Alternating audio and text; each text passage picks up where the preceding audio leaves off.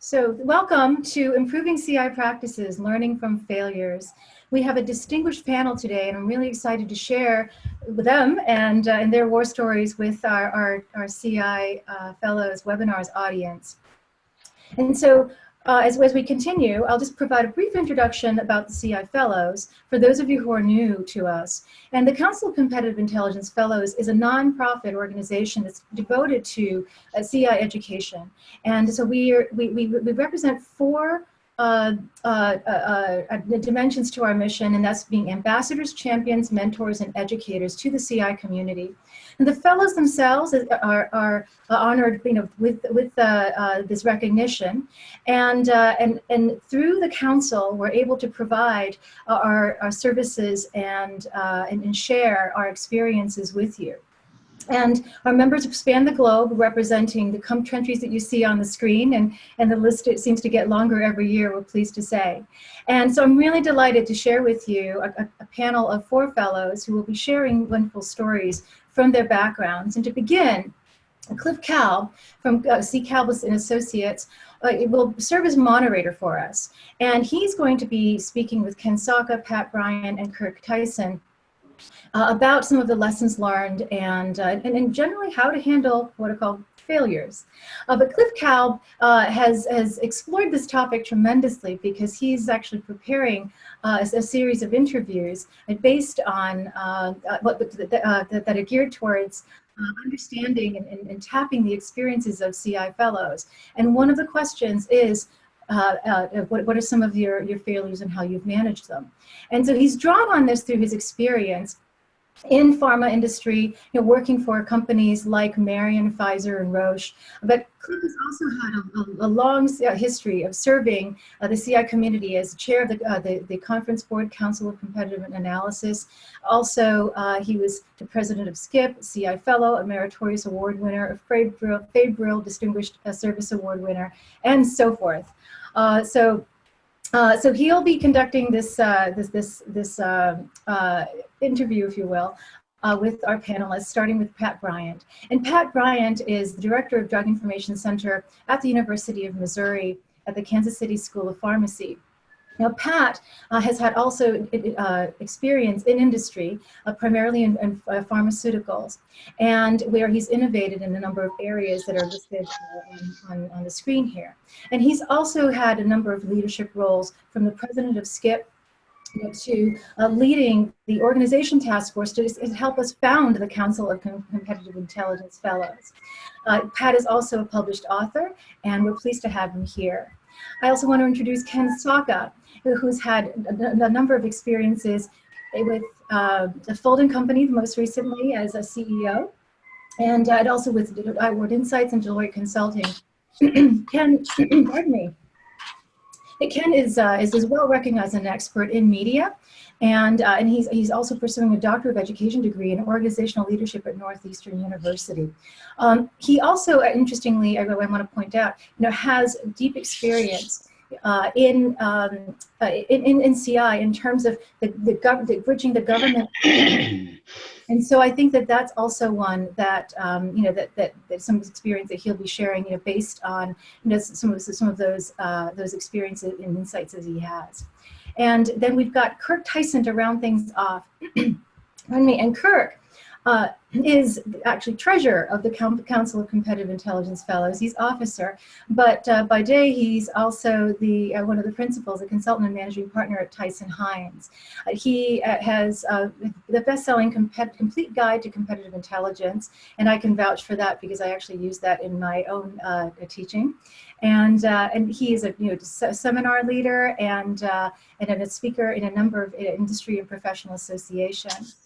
Kirk has also, had a number of recognitions as well, and he's in part he's a founding member of the Council of Competitive Intelligence Fellows.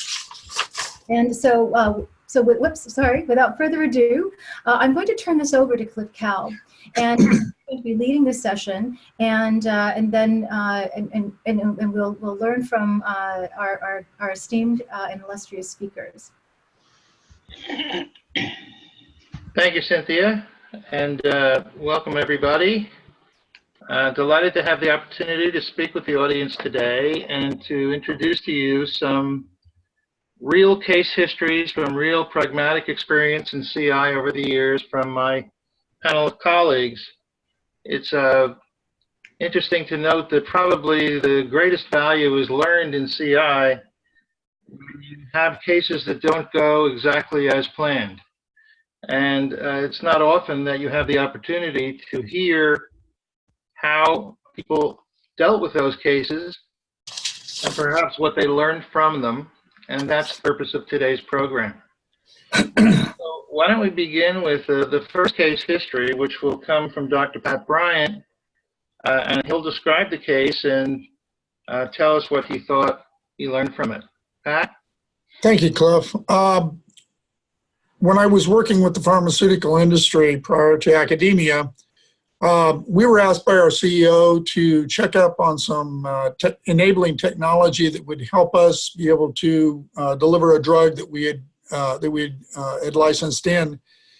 And after significant effort, we came up with a report and got the information that we needed. But during the meeting with the CEO, who, by the way, had a saddle in his office on a saddle stand over in the corner that I never really quite knew what he was doing with that saddle, but it always worried me. We informed him that we had found the information that he was looking for. And what he told us was that he had been talking to some scientists or had talked to someone who had told him that the scientists at that company that we were talking about had ran into some difficulties with this technology, enabling technology, and they'd actually discontinued that development of that. And evidently, he was talking to a CEO at a meeting of CEOs of the industry, and they were talking, just chit-chatting, and this had come up. So I guess we were kind of blown out of the water, to say the least, that here our requester was telling us what the intelligence was. And I think the first lesson learned there is that the requester may be your best source of information when you're trying to gather up your intelligence. And secondly is don't ever forget that the upper management of your company can be an incredible resource because they're at a different position on the hill and can see things that you can't. So those were the two lessons learned with that particular project. You know, Pat, there's something else that kind of occurs to me when I listen to the case, which is it's not just the CEO who was your customer here that was a valuable source of intelligence. For many people, a primary source of intelligence is people inside their own company, whether it's the person who is the CEO or the network inside of experts. And it's probably known widely that the phrase that 80% of what you need to know is probably inside your company if you could just find it. So it's an issue for all intelligence professionals, I think, to recognize the fact that their internal network is a tremendous source of information and also of leads to external talent and experts who can become interview candidates. Do you agree? Very true, Cliff. Yeah, very true. Okay, I think you also had a second case, which was also a kind of a surprise. Tell us about that one. Well, yeah, and I'm glad you give me some extra time to do that, Cliff. Ben Gilad, who's one of the initial competitive intelligence professionals in my mind, talked about the term blind spots in competitive intelligence, and he actually wrote a book called Business Blind Spots. But what that was all about was keeping an eye on for potential blind spots or new technologies that may be coming out that can significantly disrupt the market or your products that are already on the market or headed to becoming on the market. Concept became really clear when several pharmaceutical companies were developing agents within a certain class to treat heart disease. 3 were on the market, and there was no barriers to market, and there was a lot of Me Too types of drugs being developed. hoping that they could just get a small piece of that market. And before they could get that, and while we were on the market, we were one of those 3 on the market, a disruptive technology came out that we had no idea was coming our way. That technology happened to be a procedure, balloon angioplasty, for those that may have heard of that, but it was a catheterization process that just blew us out of the water. We weren't watching for that at all. We were watching all the drugs that were being developed and new classes that were being looked at and so forth for this disease that were going to be potential competitors. What happened was that those drugs that were in development ended up, the majority of them discontinuing. Billions of dollars were lost by those companies in research and development, and boom, blindside. And I think the lesson learned there is that when you're monitoring, when you're setting up your monitoring for competitors to your product, don't just look at the things that would come to mind first. Look at those things that you just absolutely can't even imagine would ever happen. And in fact, ask yourself, what do I believe is never going to happen?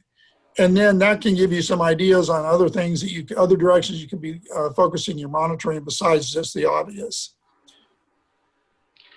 Pat, it reminds me of the work done by Clay Christensen on disruptive innovation, where what he points out is that often the scope of the definition of competition is defined too narrowly. And when you think from the perspective of a physician, he has a lot of options to treat a patient. And even though you're working for the drug company and your primary competition is other drugs, he may want to intervene with a procedure, with a device, with a diet management, exercise, etc. So defining that scope differently and broader probably would be good guidance, I think, for our audience. Just to take it outside of pharmaceuticals for a moment, I was thinking when I heard about this case about the music industry, where I'm old enough to know that we went back to vinyl records, and then that was replaced by 8-track, which was replaced by cassettes, which was replaced by discs, and which is now currently streaming. Wow, you really are old. And for those that didn't move on, they got stuck in the past, and they got outmaneuvered. So I think it's important to always consider making the proper definition of competition at the outset before you actually begin a project. Anything else to add, Pat? I don't think so. I appreciate the fact that you can certainly take this concept and bring it into other industries besides just pharmaceuticals. And I think you did a nice job with that, bringing up the disruptive innovations. Thanks, Pat. Okay, let's turn now to a discussion of Kirk Tyson's case. Kirk, I'm glad you're able to join us. We can see you, and we're happy to have you on board. Can you dive into your case history, please? Well, thank you very much, Cliff. It's really a very interesting case. And it's dated, it's set back in the 1980s, actually, when I think if people can think about the 1980s and think about, for those that were alive anyway, think about the 1980s and think about your retail drugstore, your Walgreens or your CVS, and think about, the little shelves that you would go to buy cough and cold medication. And back in those days, that was a very small section of those stores. And so we had the opportunity, we were engaged by a company in over-the-counter cough and cold medications, and they were interested in looking at the competitive marketplace and just the market in general, and wondering, what is this going to look like in 5 or 10 years? We hear rumors that there might be a few more products on the cough and cold shelf. And so we took on this assignment, and it was very interesting. We interviewed all of the other companies that were doing cough and cold medications that would show up in the drugstore. And that was, lots of different kinds of things. In the early days, it was strictly cough and cold. But then as they were plotting out their future, and in their competitive roadmap, they were outlining products with every conceivable combination of acetaminophen or Tylenol and ibuprofen or Advil, and and Sudafed, certainly, because the original Sudafed, the pseudoephedrine hydrochloride, the original that now you have to buy behind the pharmacy counter, and then lots of different antihistamines, mostly non-sedating antihistamines, because it's no fun to fall asleep when you're trying to fight your cold. And if you have to work at the same time. So anyway, we looked at all of this, and we came back and we were just so excited. I've never seen our research staff so excited after finishing a project. And they said, we identified over 100 new products that are going to hit the market in the next 5 to 10 years. And it was all of these different combinations of things. And sure enough, we went to the client and we presented this report, and I've never seen our research staff so excited. And we presented the report to the client, and the client shocked us and said, "You made this up." How do we react to that? We did the research, exhaustive research. We had good sources. We had 3, 4, 5, 6 sources confirming the information. We had solid information about the future of this category. And the client said, "You made it up. We're not paying our bill. You're done. Goodbye." So I can't tell you how difficult this was for the staff, because they were just shocked that we were just shot down when we had absolutely solid information.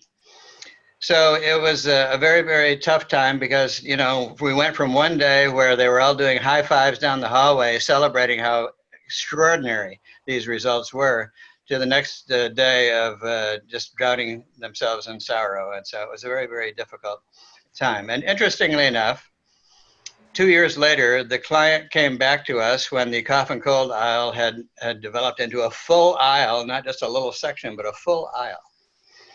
And sure enough, all but 2 of the products we identified actually had hit the store shelves. And the client came back to us and they said, we're very sorry. We obviously made a mistake, and there's nothing we can do to make up for that, but we do want to pay your bill, and we will do that immediately. And then when we called them a week later to say, well, hey, how about doing a little more research to see where it might be going in the next 5 to 10 years? None of them were there. They had all mysteriously left the company. So, that's our case example. And was it a failure? Well, it was a failure in their eyes. It was a major success in our eyes. And sometimes, you know, in CI, you're going to experience that, where people just won't believe you. And we always have to be prepared to, you know, when we get the pushback, is to always bring more facts and really bring the people around to, you know, to what's objective and honest and truthful in the market. You know, Kirk, this is an absolutely remarkable case. I mean, when I read about the fact that the client actually wound up paying the bill several years later, after being proven, or after your work actually bore itself out, I had never heard of that occurring before in any case, in any industry.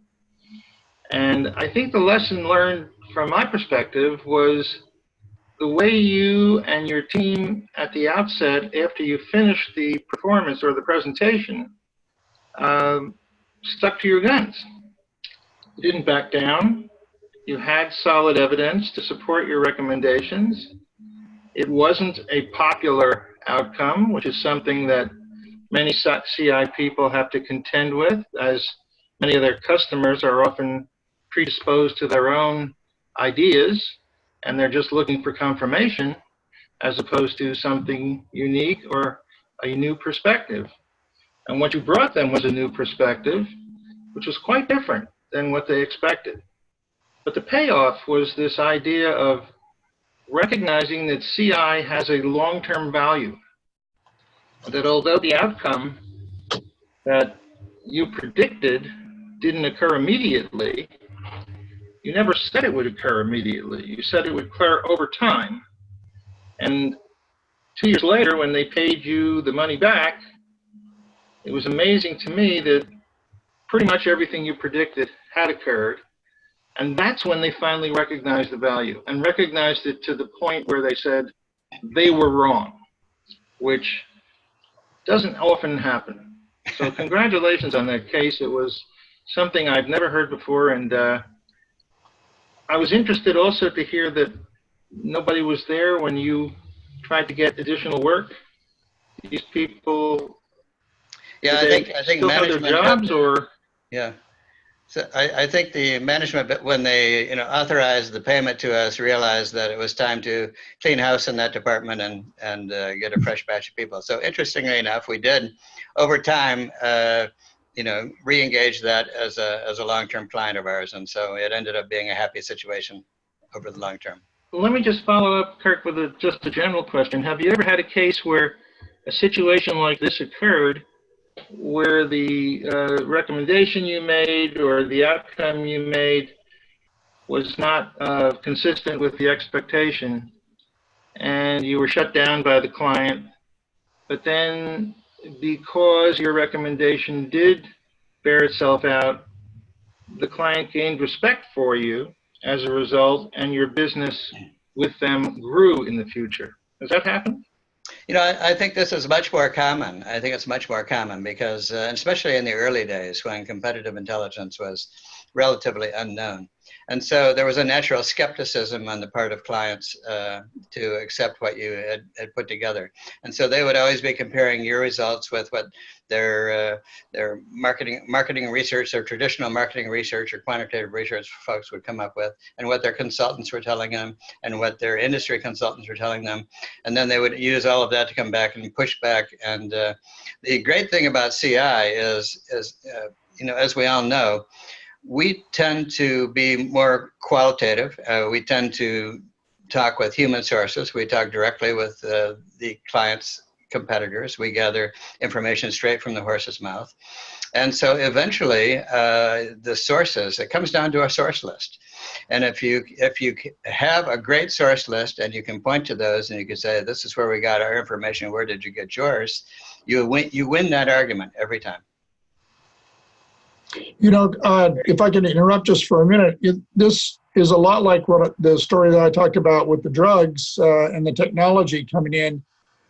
I was at a conference this last week, and one of the speakers was speaking. He was from a major computer processor company, and back when they were at the top of their game, they believed that there would never be a computer that needed a processor that was smaller than a laptop. They could never, they just couldn't even envision one that you could hold in your hand. And they took a real beating when the smartphones came out. And so it's just, it's this, whether it's a missing or a lack of wanting to think about anything else, or it's just that question you need to ask, and that is, what is it that just could never happen?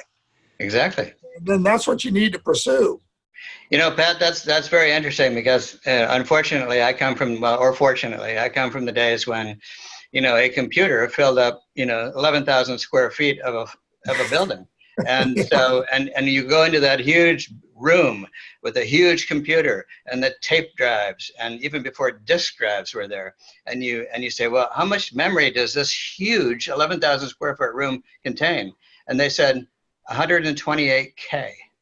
128K. And now our phones, we're talking about megabytes and gigabytes. I mean, it's an entirely different world we live in now, and nobody in those days of the 70s could have ever imagined that. I think too, if I can just interject for a minute, the conversation really talks about how to best measure CI's value.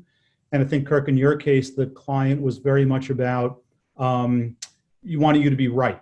Well, 2 years away from the manifestation of your findings, there's no way to know if that was going to be correct or not.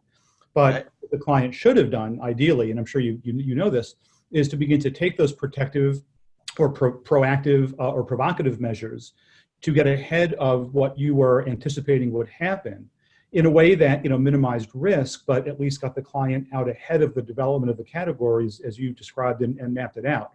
And so I think for those listening, if the expectation is that CI is deemed valuable or your contribution is deemed beneficial only if and when it's proven to be right when we're making future predictions. So it's a misapplied criteria for understanding the value that CI can bring. Mm-hmm. Well said. Thank you, Ken. Anything else you wanted to add, Kirk, before we move on? And at this point, I'm set. Go ahead. Yeah, at this point, Cliff, I just want to mention that we do have questions queued up. So this might be a good time where we're at the midpoint. Sure. We had a couple of stories to be able to cover some of these before they get too far ahead of us. And pardon me. So we have, it was actually, people are really enjoying these examples. Pat, you're blowing us out of the water with your examples. Thank you. And, Kirk wins the case, for his as well. And I want to also share a question from Justin Solis. He says, with respect to Patrick's second case, does he think that some strategic foresight or scenario planning might have helped his organization avoid being blindsided?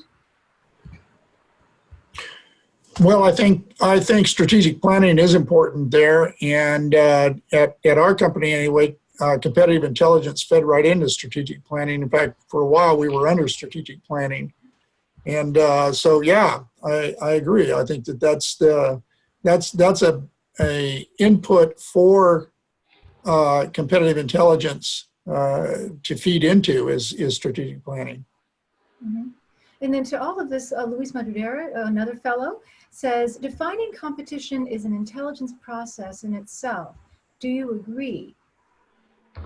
Yeah, let me jump in on that one. I think one of the roles that I had the opportunity to play in my corporate life was as the individual responsible for defining competition for my company. And so interesting listening to Pat's case where what was actually the competition that was the blind spot was completely outside what traditional competition was defined as. And here I'm going back to the 80s, and I worked for a company called Roche, which was a company that produced a drug called Valium. Some of you may have heard of Valium. It's used for anxiety, used for as a tranquilizer. And we worked with our partners in the market research group who went out talking to customers, doctors, pharmacists, other people in the healthcare field to find out what they saw as alternatives to the use of a tranquilizer. And the number one thing that came back was hot tubs. And the number two thing that came back was soft, mellow music. And there was another product that was in the same category that was used as a drug for insomnia. And we went out, did the same thing, and asked customers what they thought was competition. And the number one definition of competitor was a shot of brandy. So often when you look at the issues of defining competition, which was what the question was, the scope of that definition is incredibly important because the user has the opportunity to substitute anything. This is the old Michael Porter concept of substitutable products or services which can be used and provide the same benefit to a user or a customer. So defining competition, defining it in a way that can be measured, and making sure that the competitors either inside your normal set or outside your normal set are included is a critical role for a CI person, I believe. Any other thoughts on that question? I think, Cliff, that the challenge is even more dynamic today. I mean, everyone's familiar with all the intellectual thought out there about disruption, about uncertainty, but the definition of what is either competitive or a substitute product is even made more complex by the ease that new entrants can enter a market, the availability of capital, the various ways that legitimate threats to even a very established business can come into fore, and very, very rapidly from adjacencies or even parts of the industry that you may not even be watching. So the definition not only of who is the competitor, but how will that new competitor compete in the stage of uncertainty and disruption and technological advance and innovation, I think just makes it all the more harder. Absolutely. And we Cynthia, did we have any other questions? We do actually. We have a couple of questions regarding Kirk's case. So Justin asks again, I'm curious as to how the panelists would suggest presenting CI-related insights or recommendations that aren't expected or might be considered as bad news by the client. For example, are there any tips or tricks as to how to present this? Well, I think there are two scenarios here. One is where you know you're going to be presenting some information that's not going to be immediately, pleasing to the client. And other cases where you don't know. In the case that I presented, we couldn't imagine in our wildest dreams that there would be a negative reaction to it. So I think that one's very difficult. So you kind of have to get over the initial shock, try and regroup, try and push back on the facts that you have, and I think you have to leave it at that and give them a chance to, recover over a week or two and then regroup for an additional discussion. For those where it's going to be not pleasing from the beginning, I think you have to plan for the different types of people that are going to be in the room. This is where it's very important to understand clients, and this is good for internal CI groups dealing with internal management people. You really have to do not a formal psychological profile of every management person, but something close to that. So you really know how they react to change, how they react to recommendations, how they react to just lots of things. And so you have to have a really good understanding of that, so you know whether to push back hard or softly. But I think if you're an internal group pushing back, that's always the easiest, because what's the worst that can happen? You lose your job. Okay, that's no big deal. It is a big deal, obviously, but I think you have to be fearless in CI, especially if you know that you are right. And if you're expecting bad news, you have to work doubly hard to present your case in probably 3 or 4 different ways more than you would normally, and be prepared for any question that might come up, knowing and understanding the people that are in the room and how they might react. Kirk, what do you think about when you undertake an assignment where possible outcomes will come out that may be inconsistent with the expectation of the client? What about planning during the course of the investigation, or as the research is being conducted, interim meetings with the client prior to the final presentation, where if unusual findings are found and corroborated, they can be revealed in a non-threatening way, so that we don't wind up at the end with a giant surprise. Do you think that's a good alternative? Oh, absolutely. And I think that's kind of standard procedure amongst, reputable firms and people inside their companies, because obviously when you're presenting results, you don't want to disappear for 2 months, 3 months, 4 months and come in with a final report and say, here it is, ta-da. Obviously you need a working relationship with your client, whether it's your own internal client or us as an outsider, our client. And you need lots of interaction, and not just one interim report and a final report, but ongoing interaction, so that you are feeding to them results as you get them, and they have a chance to react to those results. If they want to switch gears and go in a different direction, you go with them. Don't stick to a hard and fast scope of a project just for the sake of sticking to the scope of a project. Be willing to be flexible and chase off in any direction that your client wants to go, particularly if you know they're concerned about what the results may be. And this will pay big dividends as you go forward. So one, you can gauge it, 1 or 2 interim reports is usually enough, but depending on your customer, 3, 4, 5 interim reports before a final would not be unusual. Right.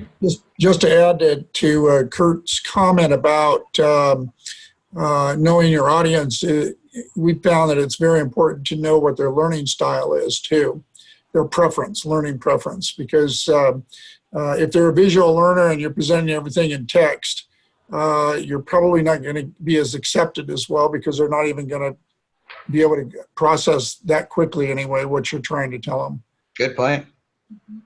Yeah, there's also profiles of types of decision makers that can be studied. some that like to have just alternatives offered to them and they want to choose among them, others that want one definitive outcome, etc. And it's once you get into a respectful relationship or a mutually respectful relationship with your client, you'll learn that style individually from each client over time. And there's just one style that is particularly dangerous that we all need to be looking out for, and we've all seen it. It's where the client has already determined in advance what the answer is, and they want your research to confirm that. Right. That's the most dangerous. How many times have we heard, the conclusion is X, go find the data to support it? Right. Now, I never had that problem in my government days.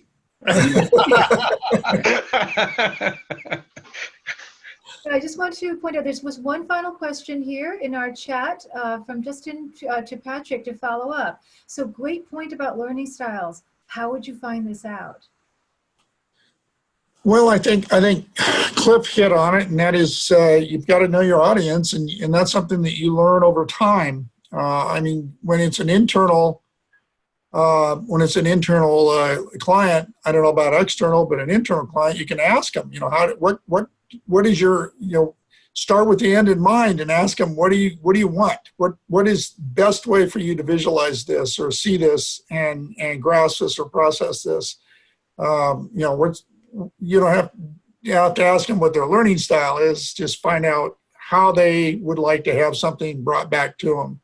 Well, I think Pat, probably one of the ways to make it quite specific is when you're scoping out a project at the beginning and defining the time, the depth, the number of interviews, the number of sources you have to reach, etc. You should spend some time with the client defining deliverables. And when I say defining deliverables, I mean, do they want a deck with 5 alternatives? Do they want a casual conversation in the hallway over a cup of coffee with one sentence that gives the answer to the kit number 1? Or do they want some other sort of means of communicating? And usually people don't change their stripes. If they set up a style in the first couple of projects you work with them on, they'll stick with that style, unless, you know, their supervisor changes. But I think at the end of the day, defining what you're going to provide in pretty clear terms from the outset helps define the style by which the person's going to consume the intelligence in a way that they like to do it. That's a good point, Cliff, and it fits that start with the end in mind. Right. And I would even add to the point that Cliff raised earlier. If you suspect your client, your customer, has a preconceived answer that he or she expects you to prove, I think at the beginning of the project, it's perfectly legitimate to ask, what do you think the answer is going to be? There can be some benefit in the strength of intelligence analysis to demonstrate and bring evidence to bear that refutes essentially what the hypothesis is that you've been handed by your client in terms of what he or she thinks the answer is. So knowing that, I'd rather know that ahead of time so that if my evidence is demonstrating that in fact I'm going to be facing a tough deliverable or a tough conversation with my customer, I want to be prepared for that. And if my analytic judgments, my argument map, and my evidentiary base, you know, as solid as it can be, knowing I'm going to be delivering news that he or she may not want to hear.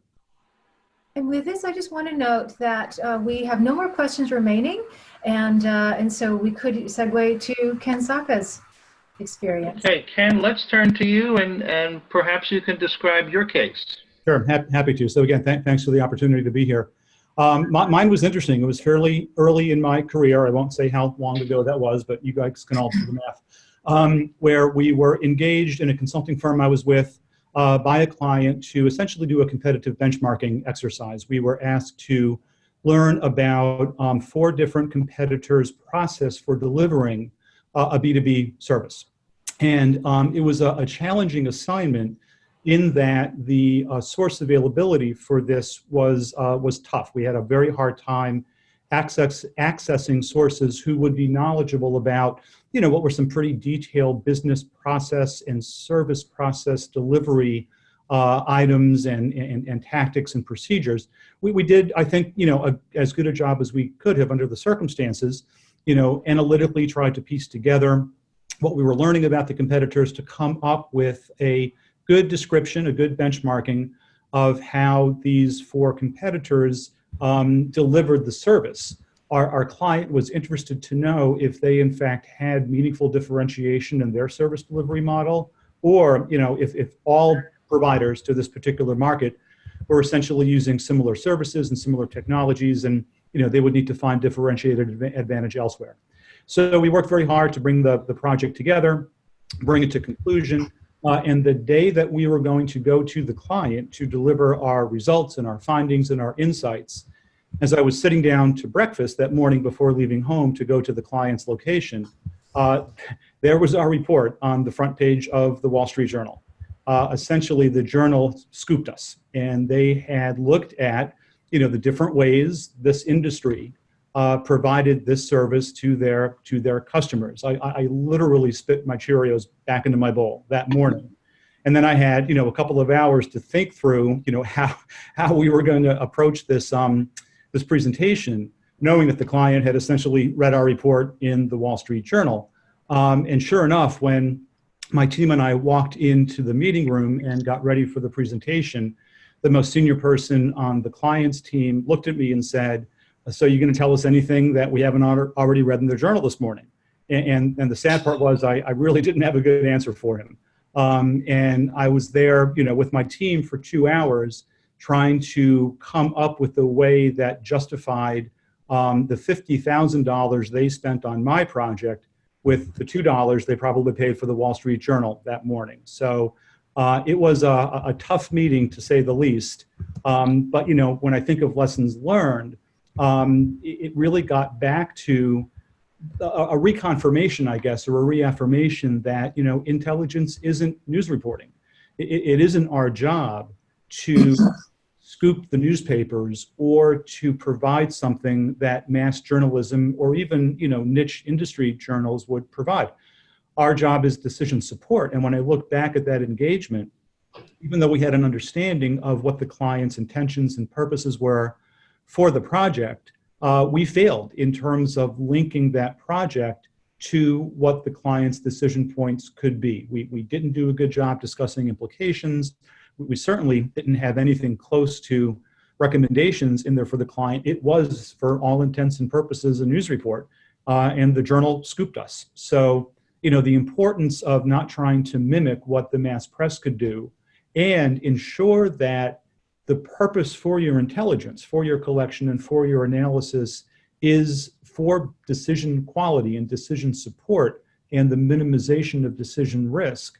That's what it's all about. And if there isn't ample coverage in your project and your deliverables to that end, then you're competing with the Wall Street Journal, which you can now get online for probably less than $2.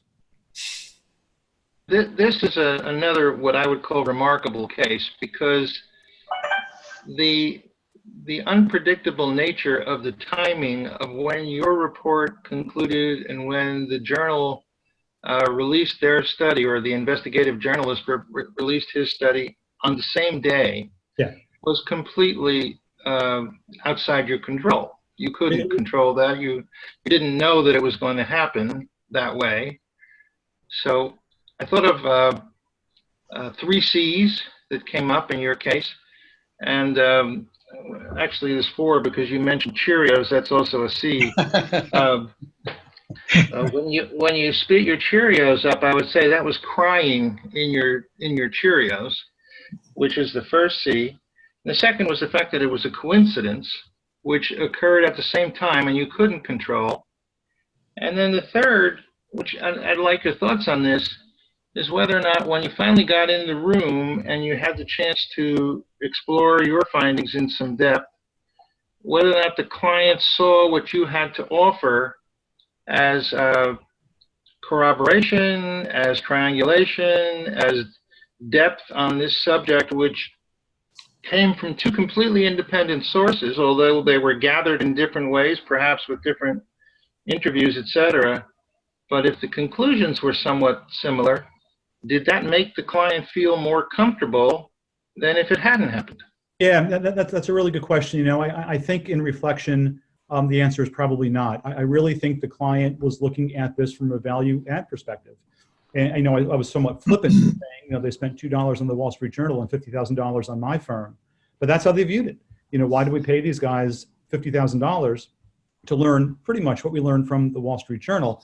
And so when you get to the other points in terms of, you know, the value we were seeking to add, it's very much about, well, first of all, there shouldn't have been any question about confirmation. I mean, if we had done our job correctly, and I think in this case we did, you know, our intelligence was confirmed. It was triangulated, it was verified. So the fact that we had, you know, a quote unquote independent confirmation through the press didn't really add anything, I think, in the client's eyes, or frankly, in my eyes, because we did our job on research well. The lesson learned and where we failed and where I think that deliverable did not rise to the level of intelligence was it was not decision relevant. And that is something the Wall Street Journal certainly could not have done, because their audience is millions of people, not, you know, 8 people in one organization. But frankly, bad on us for getting so steeped in trying to do good research that we failed to deliver good intelligence. Let me ask you, Ken, the question that I had asked Kirk earlier. Given this coincidence and this particular incident, how did the way this turned out affect your future relationship with that client? Did they ever come back for another project? Did you ever pursue them for additional work? Did it all end with this? Yeah, you know, flippantly, I guess at the time, had I been smart enough, I could have offered to, you know, pay for an extension of their Wall Street Journal subscription, but I didn't think fast enough on my feet. No, I think it did real damage. I mean, the client did not come back. It was a one and done for my firm at the time. We didn't engage with them or they with us again, because again, it goes back to value. I mean, and I can't say I blamed them, frankly. If I was the lead project sponsor, I would have said, look, these guys didn't deliver value. So, you know, hopefully it was something I learned from. Again, it was early in my career. And ever since that day, you know, I've been, you know, a pest with my clients and my team and my consultants and my staff, saying if we are not explicitly demonstrating decision relevance here, we're no better than the Wall Street Journal. Very good. Any other thoughts on Ken's case?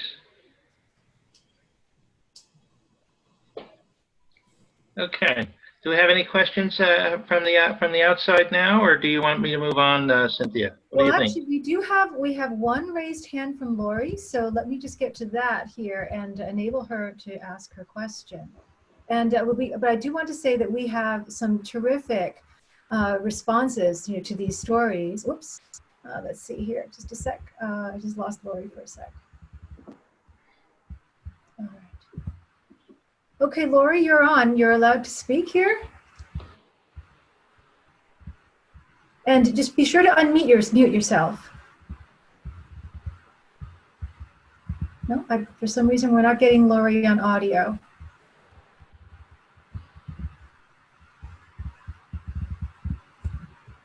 Yeah, Lori, we can't hear you.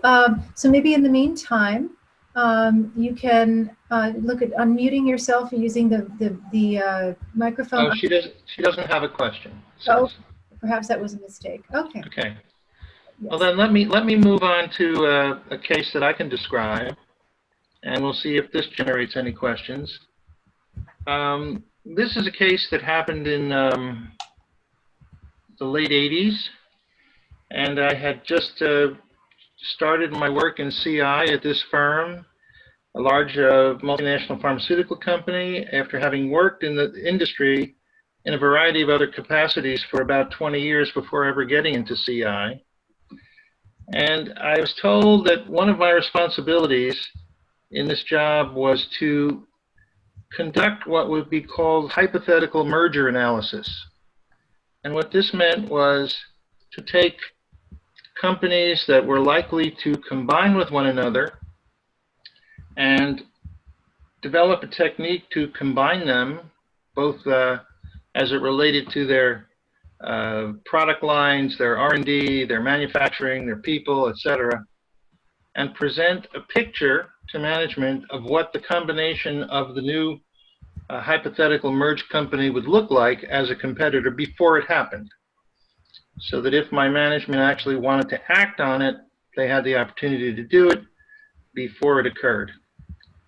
Well, I had been in the job for a short period of time, and this was on my job description, but I had never done it until one Thursday afternoon in the summer, when I got from two very reliable public sources an announcement that Company A was about to merge with Company B, and it was going to happen in the short term.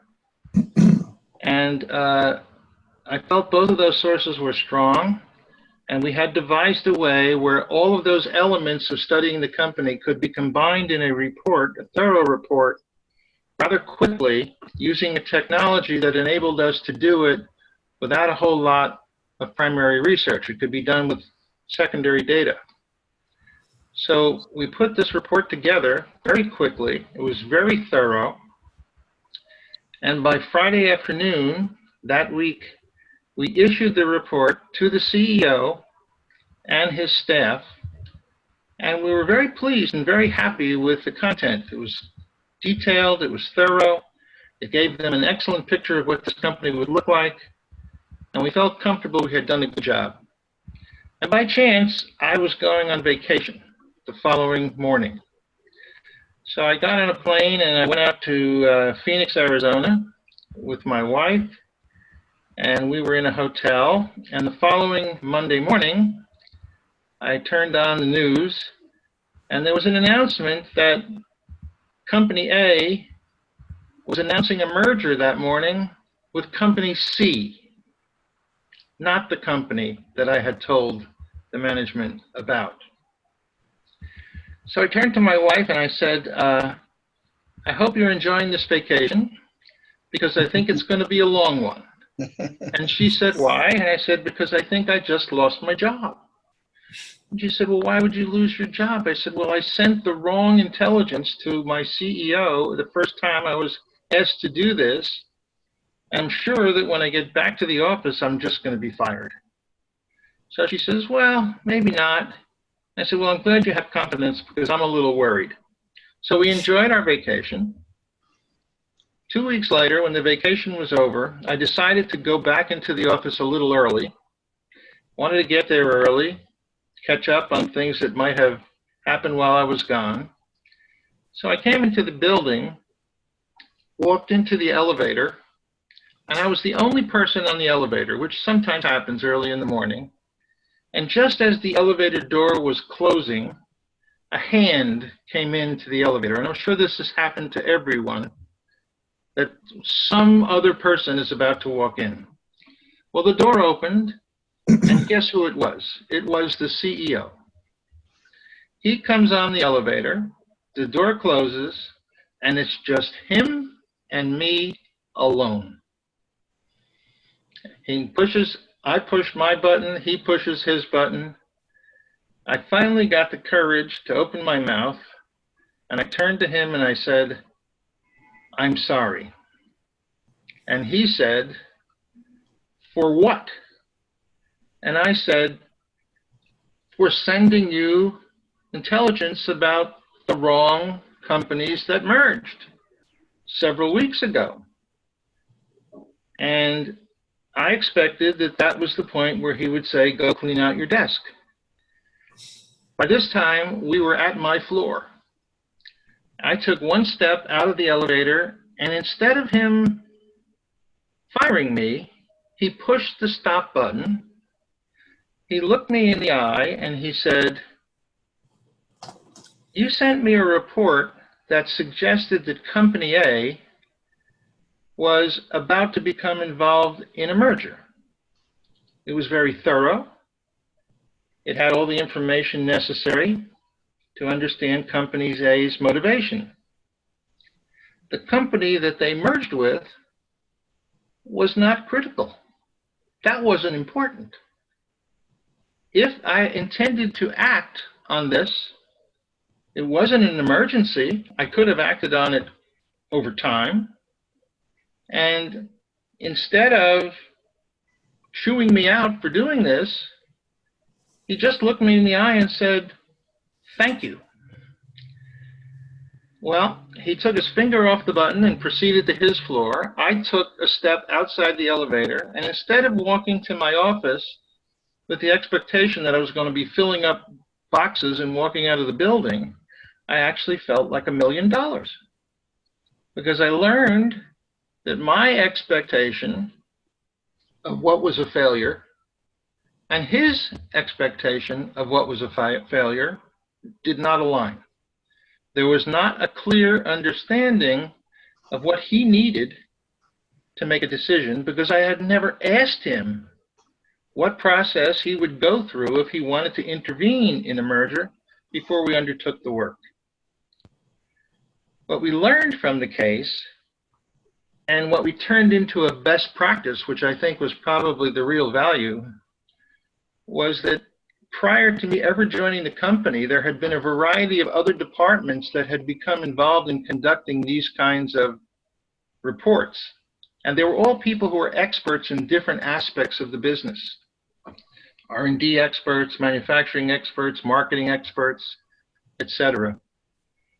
And what would happen in the future would be each time a rumor came up which predicted that some merger would occur, this team would get together, they would divide the work up, they would organize it in a way where everyone contributed their expertise, and CI was part of that team. And that became the standard way we handled it in the future, because there was no need to turn this around in 2 days, and we hadn't defined what was the decision that needed to be made before it was done. Fascinating case. Glad I was still to have a job when the whole thing was over. So Cliff, I have a question here for you from JP Radicek.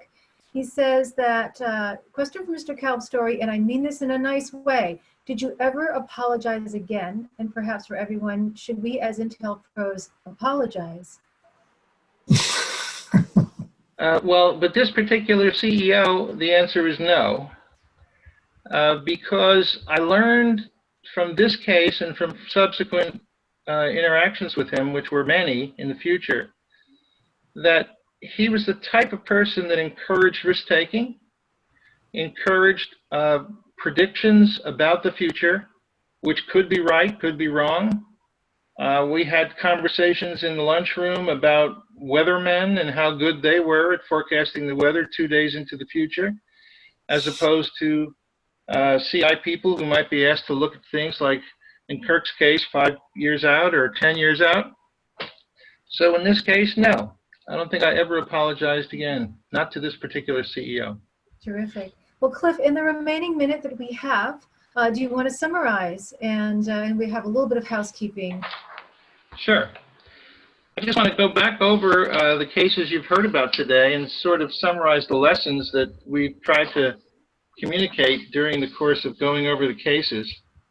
Obviously, in Pat's cases, we learned about using your internal team as a source, particularly even your client as a source, and finding opportunity to use your own staff and your own company to be able to define possible external interviews in the next phase of research. In Kirk's case, we learned stick to your guns, have the courage of conviction, do good research, and maybe you'll be lucky too, and the client will pay your bill down the road when they recognize that you were right after all. In Ken's case, we learned sometimes things are just unpredictable. They're outside your control, and you need to stick with your findings, review what we were asked to do the best job you can, and move on to the next project. And don't cry in your beer. The one thing I would say in general overall that I like to use kind of letters for people to remember, one of the things that comes out in all of these cases, which I think is one common understanding, is it's quite important to learn to define a project, make sure that the path to getting from the beginning to the end is clear, the customer knows what is expected, and you know what you're expected to deliver. And I like to wind up with the 3 Ds: the definition of deliverables, the definition of a deadline, and the definition of the decision that has to be made. If you can get deliverables defined, a deadline when the decision has to be made is established, and you know what the decision is before you start the work, you're much more likely to be successful. And I want to thank the audience for the opportunity to present this today, and hopefully you found it a useful program. I'll turn it back over to Cynthia for a wrap-up. Thank you very much. And I just want to point everyone's attention to the screen where we have contact information for our esteemed panelists. And for those of you, who are looking for a copy of this, we will post the recording to our LinkedIn group, also to the CI Fellows Twitter account as well. So please follow us on both.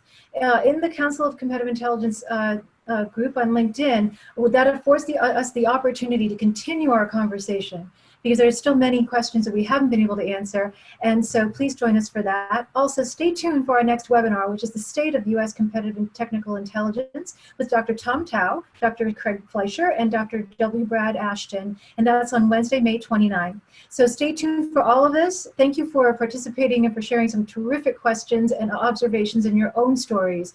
And a deep thanks to Cliff Kalb, Ken Sawka, Pat Bryant, and Kirk Tyson for sharing with us these stories. And I look forward to continuing the conversation on our Council LinkedIn group. So thank you all very much. Have a good day. Thank you.